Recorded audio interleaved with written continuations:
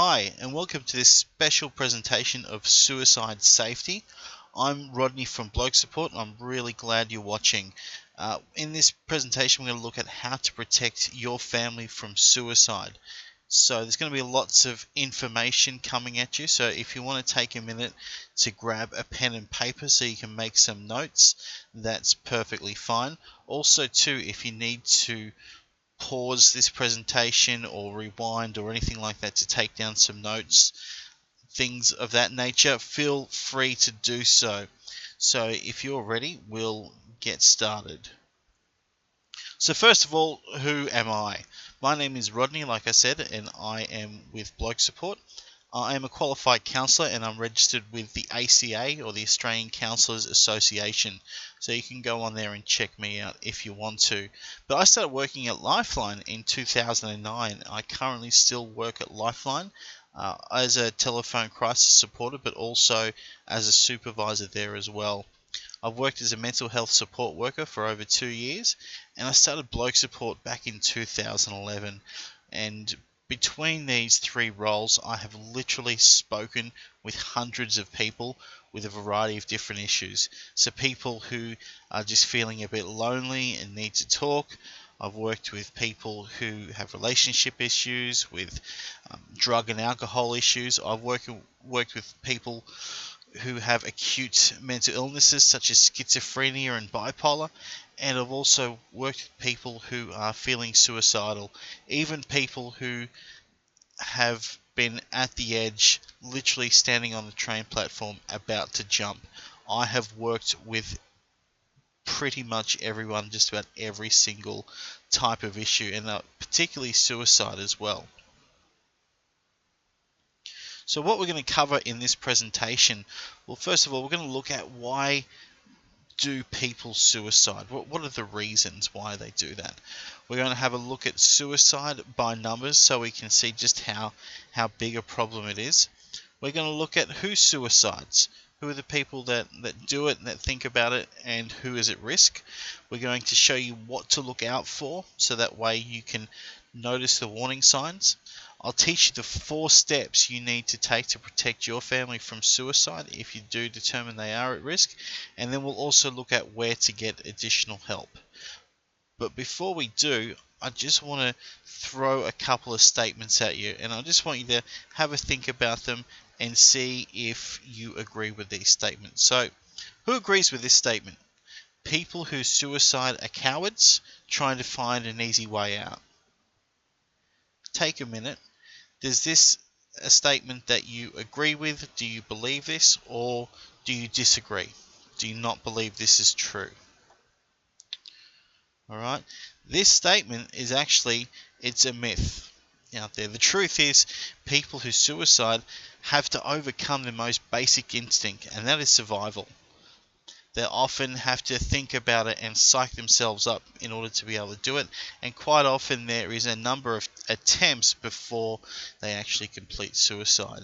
This is by no means an easy way out. How about this statement? Have a think about this one. Who agrees with this? People who suicide are selfish.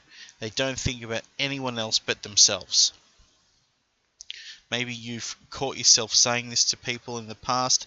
Maybe you're sitting there going, yeah, no, that's entirely true. Alright? This is actually another myth. So people who suicide often think about everyone else around them and feel that their families will be better off without them. I hear it.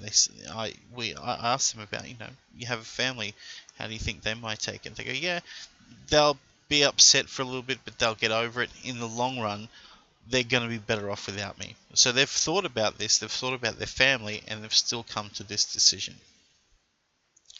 What about this statement? People who genuinely want to suicide won't talk about it. If someone is talking about it, they are not serious and are just seeking attention. Do you agree with this statement? Have a think. This statement is another myth. People who want to suicide often want to talk about it and even try to bring it up with their family and friends. They may not come out and say it, but they try to skirt around the issue. And the reason why I wanted to bring up these statements is a lot of people in society do have these beliefs. And these beliefs, they influence our attitudes towards suicide and people who are thinking about suicide. And because it's such a negative attitude, this scares a lot of people off from talking about it. Because we don't talk about it, the subject is taboo. It creates a stigma around it, which is why the problem is so bad. If you take nothing away from this presentation, I want you to take away this. Suicide is such an epidemic because of our collective societal attitudes to suicide. So during this presentation too, have a think about what's your attitude towards suicide. What do you think? What do you believe? And I want you to start challenging that. Have a think of, how is my attitude going to come across to someone? How would this influence me helping someone? What can I do to change that to potentially save someone's life? If nothing, you take nothing else away from this presentation, please take away that. We really, in order to make a dent on the epidemic of suicide, we need a shift in our attitude. We need to challenge these beliefs and attitudes. So why do people suicide? I asked this question to people in this presentation, and I hear a lot of the same sort of responses. Maybe there's a mental illness involved, which a lot of time in suicides, yes, people do have mental illnesses. Maybe they're addicted to drugs. Maybe there's financial issues. They're about to go bankrupt, and they can't cope with that. Maybe they're feeling lonely, or they're socially isolated in some way. Maybe they're going through a marriage breakdown. Maybe they've got overwhelming stress. Maybe they're depressed. And the list goes on. And yes, these are what I call circumstances. And the circumstances in everyone's life and in every suicide case are unique to the person who is having that. These are not necessarily the circumstances in every single suicide. But the number one reason why people suicide, and if you've got that pen and paper, you might want to write this down. The one reason why everybody suicides is because they do not see a way out. Let me repeat that. They do not see a way out of their current situation. They don't believe it is going to get any better, and that their only option, not their best option, they believe their only option to get out of the situation they're in is to die. Essentially, it's this. They have lost all hope. People who have even a little glimmer of hope, they are the ones that will not choose to go through suicide. If people can have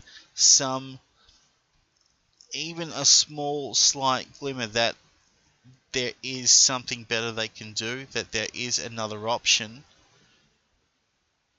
they can and will take that. But people who suicide have reached a point where they do not see any other way out. Knowing this is the key to being able to help people who are considering suicide. Alright, so suicide by numbers. Last year, the World Health Organization released a shocking statistic that globally, someone dies by suicide every 40 seconds. That means 45 people will have died by the end of this presentation. In Australia, 2,535 people died by suicide in 2012. That's almost twice as many as the number of people who died on the roads. In that year, 1,310 people died on the roads. Yet we keep seeing campaigns to reduce the road toll every year, several times a year. In fact, every time there's a holiday, they have a big blitz on. There's major media and advertising about double demerit points and slowing down. Yet we don't see anything, any national conversation about suicide, yet nearly twice as many people die by suicide. Suicide is the leading cause of death for Australians aged 15 to 44. 80% of suicides are male. So think about your family. Do you have any males aged between 15 to 44? If you do, chances are they're more likely to die by suicide than anything else. More than road accident, as we've just seen. More than drug addiction. More than cancer. More than other types of illnesses. Suicide is the leading cause of death for these people. Also, suicide is on the rise for Australians 50 and over. For every completed suicide, there is an estimated 30 attempts. However, these numbers are most likely to be larger due to the inaccuracy of reporting suicide, because not every suicide is apparent. It may look like a road accident, may look like just a drug overdose, but the motives behind that death are not known, so it doesn't get ruled as a suicide. So chances are more people are dying by suicide, and this is another problem we have with suicide, is we don't know the whole picture. A lot of the numbers are kept in the dark. So let's look at professions who are likely to suicide. Strangely enough, there's a large amount of suicides within dentists. Also, emergency workers, so police, paramedics, firefighters, they are also at large risk of suicide. Farmers too, it's not just professionals. Farmers are also at a higher risk of suicide, as are people in financial services, people who work in the healthcare, people who are electricians. They are likely to die by suicide. This was an interesting one because one, I'd never heard of it, and two, I wouldn't have thought in a million years. Precision woodworkers. When I was doing my research, I found out precision woodworkers, there's a large number of suicides within that profession, which is amazing. Also war veterans, and it's not on here, but also construction workers. I think it's about every 6 days a construction worker suicides or something like that.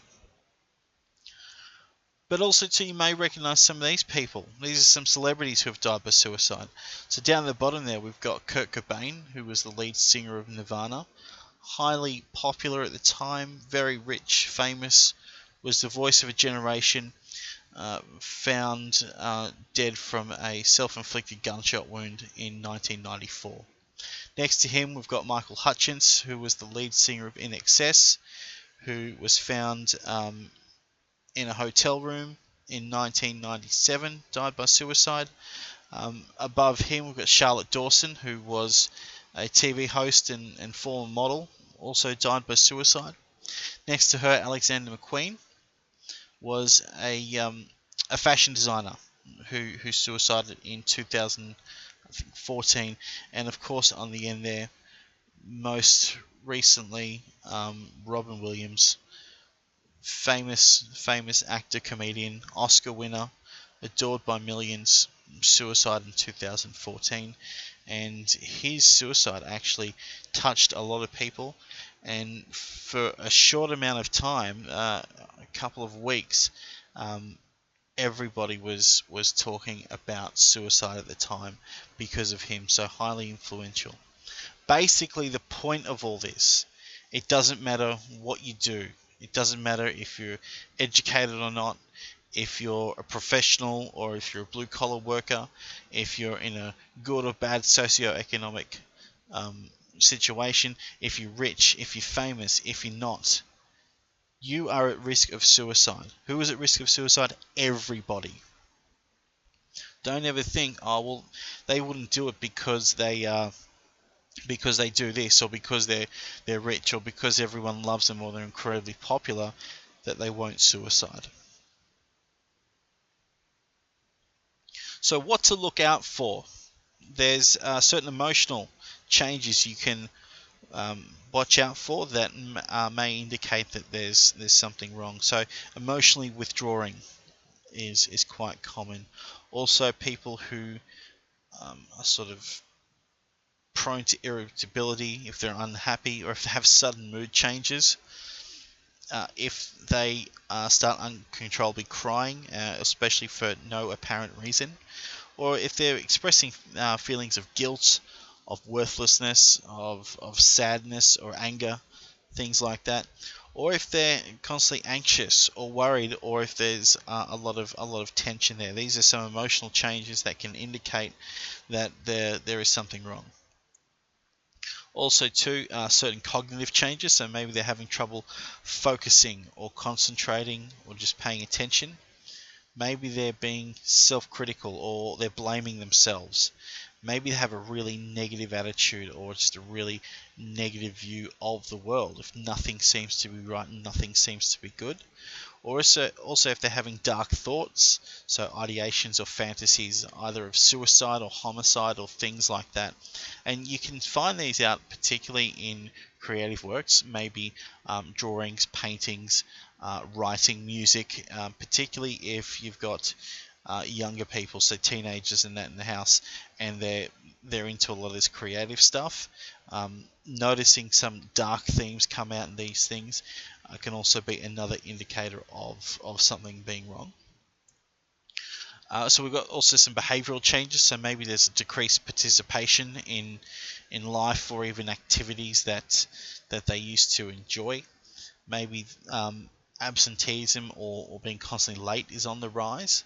Or maybe if they've got avoidance of activities and responsibilities, particularly social things like with family or friends, that can be a bit of indication that something's not well. And also some physical changes too we can look out for. So maybe some poor quality or lack of sleep. Maybe there's an increasing dependence on alcohol or other drugs. Or maybe they're constantly restless or agitated. Now, these are just some of the things. Just bear in mind the behavioral, physical, cognitive, and emotional changes. Seeing one of these things, particularly in teenagers, a lot of the behavioral stuff, is not necessarily an indicator, but just be on the rise. See if things have changed suddenly, or if you notice a bunch of these things in clusters. And it's not always going to be an indication that they are having thoughts of suicide, but it can be an indication that something's not right, and maybe that's something you want to look out for. Alright, so we've noticed some of these changes. What can we do? So the first step we need to do is ask them. Come right out and say it. Are you having thoughts about suicide? That can be quite confronting for some people at first.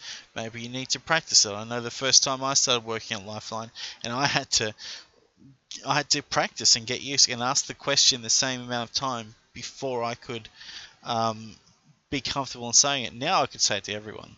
I could be walking down the street. I could just, if I wanted to, I don't, but if I wanted to, I could randomly stop someone and say, "Hey, are you having thoughts about suicide?" So just ask, because a lot of the time, yes, people want to talk about it, but because of the stigma that we've spoken about, because of the judgment they're worried about, they won't necessarily come out and say it. So you may need to ask them before they will start talking. And then when you do ask them, you express that you're concerned for them. You let them know how much you care about them, how much they mean to you, and how much you want to help them. This will let them know that you're a safe person to talk to, that they're not going to be judged, they're not going to be ridiculed, and that all you want to do is to help them. Once you've done that and they start talking, you then need to listen. Okay, that's listen. That's not talk out of. That is not find reasons why they shouldn't. That is not telling them they're silly or crazy. That is not changing the subject because you cannot handle it.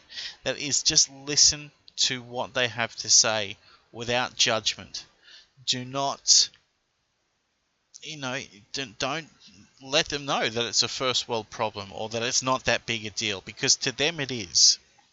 Alright, just listen. And finally, once you've listened to them, you need to direct them to some help, some professional help where they can work through these and be safe from suicide. So, where to go to help? That's a really good question. So here are some resources that you can go to. First of all, there is Lifeline. If you don't know about Lifeline, Lifeline offers immediate crisis support and intervention, particularly around suicide prevention. It is a 24/7 telephone service that's staffed by volunteers and paid staff around the clock, and so they're always there. And the good news is also Lifeline is a free call from mobiles. So it doesn't matter if you don't have credit or anything like that. You can give them a call anytime and they will be there for you. They will help you out. So that's 13 11 14 you can call them on. Okay, but for some long-term counselling and support, there's obviously me here at Bloke Support. Not just me, but any type of counsellor. If you do want to go through that, you can find us at www.blokesupport.com.au, or if you just try Googling counselling, you can find some local counsellors in your area, someone that you gel and click with. Also, too, we've got the suicide callback service. This is like Lifeline. They're a national telephone support service staffed by professional counsellors, and they're also 24/7. But the difference is they can offer up to 6 phone calls after the initial phone call, whereas Lifeline can't do that. But these guys can keep you connected with you for a few days, few weeks after that to make sure that you're okay. And so their number is 1300 659 467. If you want to write these numbers down, pause this, that's fine. Also, to suicide callback service is not just for people who are having thoughts of suicide or at risk of it, but also people who are supporting someone who is at risk of suicide. So if you're a parent or a friend or a partner of someone who has spoken about having suicidal thoughts, you can give them a call too, and they can help you out. If you're at work, check in with your place of work if they have an EAP, an Employee Assistance Program, which is some type of counselling or support for employees, often paid for by your work. Particularly if you've got work-related issues, they're really good.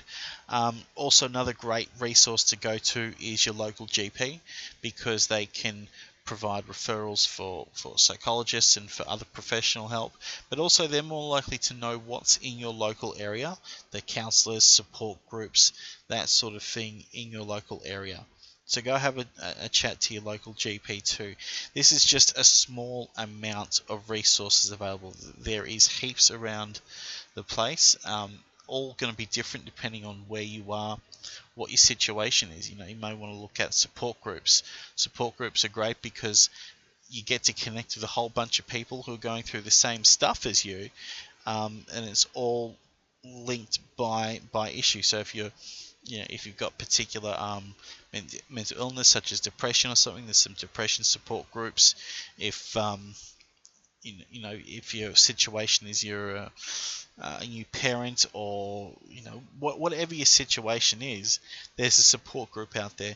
Just get onto Google, have a look, or give any of these other things a call. So Lifeline, suicide callback service, they can also have a look for you, see what's available in your local area. Alright, so that's it for this presentation. Thank you so much for listening. If you want to connect with me, if you want to ask me any questions about anything we've spoken about, if you just want to let me know your thoughts, what did you get out of this presentation, if you want to continue that ongoing conversation about suicide, connect with me. Alright, so the website again, www.blokesupport.com.au. You can email me, rodney@blokesupport.com.au. You can also find us there on Facebook, facebook.com/blokesupport.